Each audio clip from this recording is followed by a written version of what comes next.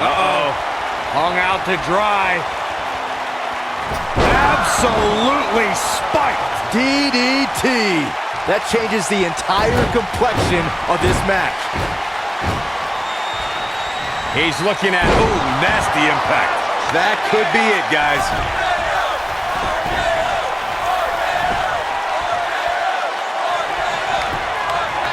The shoulders are down.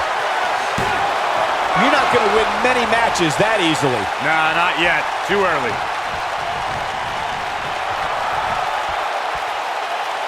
What a stomp. Good grief.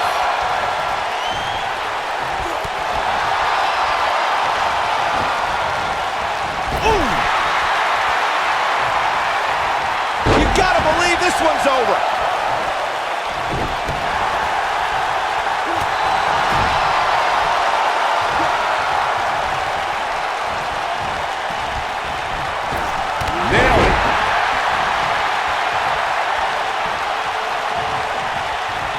When a superstar is in a six-man match, one of the most important things to remember is knowing when to tag out and get the fresh member of your team in the ring. We've talked about continuity many times on this program, but it's more than that. You don't want to try to do too much when you have other members of your team out there.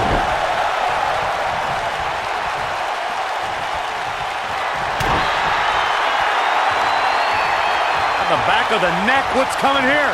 Planted him face first, reverse choke slam. But did he go for it too early? Corey, you spoke about when a superstar is in six-man action and how crucial it is that they have the presence of mind to realize when they need to tag out. Not everyone who competes as part of a six-man team has the ability to do that. We've seen many times over the years that a superstar's inability to do that has cost their team the match. We've also seen over the years that not all superstars play well with others. Some competitors are so dedicated to singles careers that when they are put in a six-man team, they become a bit lost. That's when a mistake could be made, and it could be. Oh, and he makes the tag. That was a game changer right there, Michael. There are times during a six-man tag match where the hostility between two teams overflows. The result is complete chaos, and all six superstars duke it out inside, and many times outside the ring. It's complete and total chaos. But if you're one of the legal competitors in the ring during that time, you must return to the ring before the referee's 10 count or risk being counted out and lose the match for your team. Byron, you talked about the moment in six-man tag matches when all semblance of order breaks down. Many times the two teams are so determined to tear each other apart that they don't pay attention to who the legal person in the ring is or where the referee is in their 10 count. That's a huge mistake. In the throes of battle, superstars lose their composure, and what was a six-man tag match breaks down into a Pier 6 brawl. And if you don't keep an eye on the referee's count, you could get counted out and be the reason your team loses the match. I can see Byron making that mistake and ruining it for everybody. Six-man tag team matches have been a staple of competition since the early days of sports entertainment. Two teams of three compete against one another under traditional tag team rules. Stipulations can be added like no... He's not going to go quietly. No superstar worth his salt ever does. Six-man tags can be fought under so many different types of stipulations. Teams can be part of a faction, or three superstars have aligned because of a common interest. The most crucial aspect to a six-man tag team being successful is that trio's ability to act as one cohesive unit. Three individuals working collectively at all times. So much can take place during a six-man tag match. Regardless of what type of match the teams of three are competing in, the members of that team must be on the same page. Oftentimes, the teams who have the best continuity are the most successful. In 2016, the New Day found themselves in the middle of a sick and twisted rivalry with the Wyatt family. Things escalated to the point where Bray Wyatt invited the New Day to do battle at the Wyatt family compound.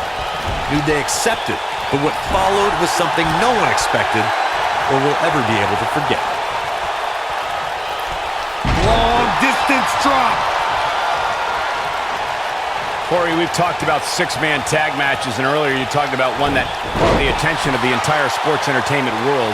The New Day fought for survival amongst the darkness of the Wyatt family compound in a battle where pickaxes and cinder blocks were used as weapons and automobiles were used as battering rams. The New Day versus the Wyatts at the Wyatt family compound was not your traditional six-man tag match, but it showed what can happen when issues between factions can't be resolved through a sanctioned WWE match. I'll tell you what, none of the men who fought in that conflict will ever exactly the same. Oh boy, he is rolling. Drop kick. It hits the mark.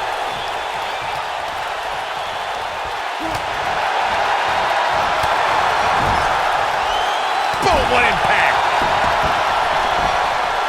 I don't like the look in his eye here, folks. Uh-oh, here we go. Frog splash!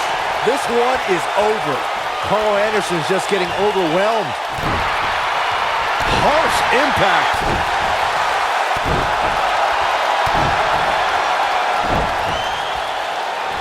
He's in a little bit of trouble now. At this point, I'd say he's probably better off taking a tag to one of his partners. At this point, he really has to think about mixing it up a bit. Maybe implement more of a power game into his offense. He's taking on some damage, but so is his opponent. This match can go either way at this point. When Carl Anderson catches you in the Magic Killer, it's not a matter of if you're going down, it's a matter of how long you're staying down. Wait a minute. He's positioned up on that turnbuckle. I would not want to be him right now. Side slam. Oh boy, he is rolling. For the first time the Magic Killer was witnessed. There it is, the tag has been made. Oh, he needed that in the worst way, Michael. Oh, and he dodges out of the way. He'd better hope he can sustain this.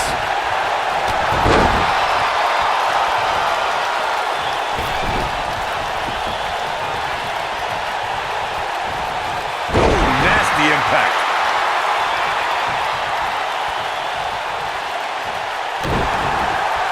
The world rejoiced when Gallows and Anderson dethroned Cesaro and Sheamus to win the Raw Tag Team Championship. Winning those titles was the main reason Anderson and Gallows came to WWE. To win them as part of the Royal Rumble kickoff special made it even better. A striking blow. Oh, Corey, he unloaded there. Oh, man. Ouch. Ooh, what in? He goes for the cover. When Gallows and Anderson won the tag team titles for Raw, they became just the third duo in sports entertainment history to hold the IWGP Tag Team Championship in Japan and WWE Tag Team Gold. No one would ever suggest that Gallows and Anderson are not an elite tag team. You don't win the Raw Tag Team Championship by just dumb luck. But the way they won the titles left a bad taste in some people's mouths. Oh, and he connects. There's no reason to lose your footing on a move like that. Come on, toughen up.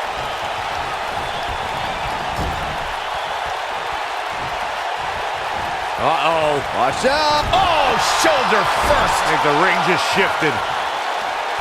Oh, a knee right to the face. That knee is a lethal weapon. Gallows able to get out of the way there. Nice little dodge ski. Choke slam. And to think, Luke Gallows looked out of it just moments ago. Counter here.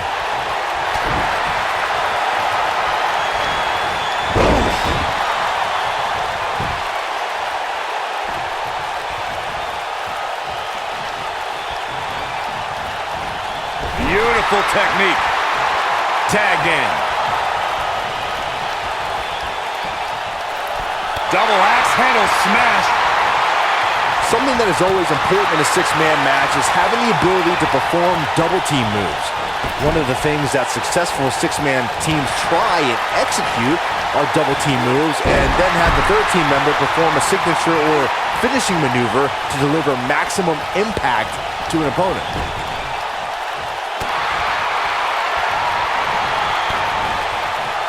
What are we gonna see here? Neck breaker!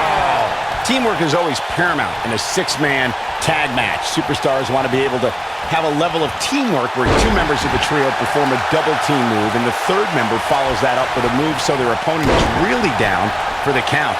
The key is to deliver the maximum amount of punishment to your opponent in the least amount of time. You have until the referee's count of 5. It's not like you have all day in the ring. But if your team of 3 can deliver that type of offense, your trio will be in good shape. Really working over the body. Vicious attack. Boom! What a splash. What a stomp. Good grief. Oh, man, what a strike. But, oh! Nobody controls the pace of a match quite like this guy. He might have it.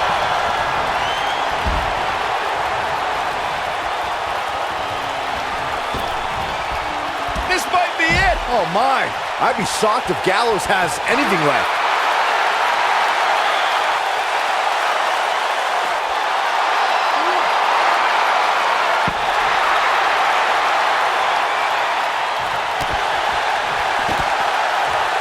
But, oh!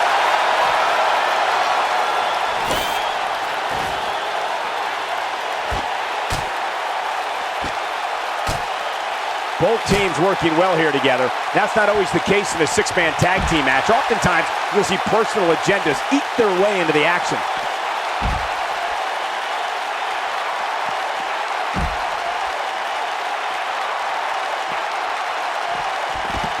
Luke Gallows helped develop the Magic Killer because Gallows didn't just want to win matches, he wanted to put his opponents out of action for a long time.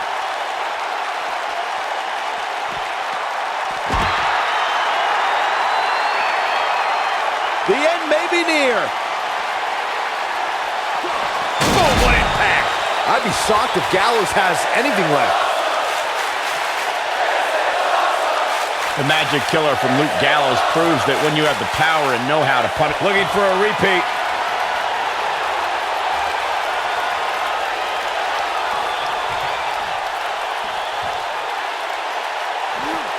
Standing 6'8" and weighing 290 pounds. If there's one thing Luke... I think we know what this is.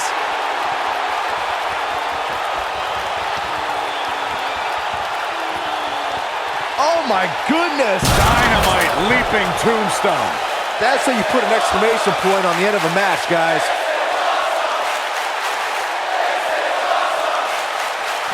Luke Gallows is one half of the greatest tag teams in the world. When you see Luke Gallows, you can guarantee absolute and total destruction is to follow. To me, Luke Gallows is a wonderful communicator. The types of beatings that Gallows puts on his opponents send a crystal clear message that the monster's sole purpose is to destroy you. And there's his speed paying off. Luke Gallows bleeding profusely now. Oh, what a punch. That's how you stop your opponent. There are instances when a six-man tag match will feature a team where superstars have not always seen eye to eye or are in the midst of a disagreement. When that's the case, someone on the team must step up and be the voice of reason so the trio can function as a cohesive unit.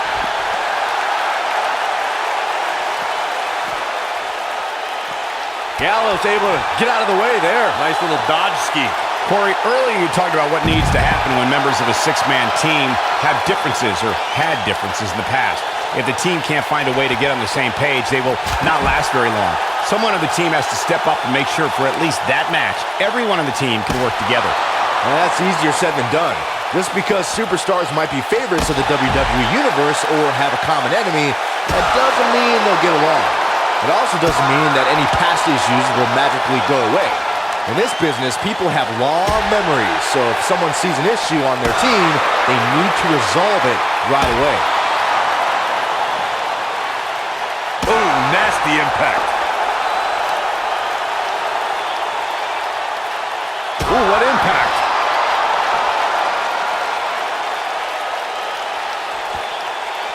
Nailed it.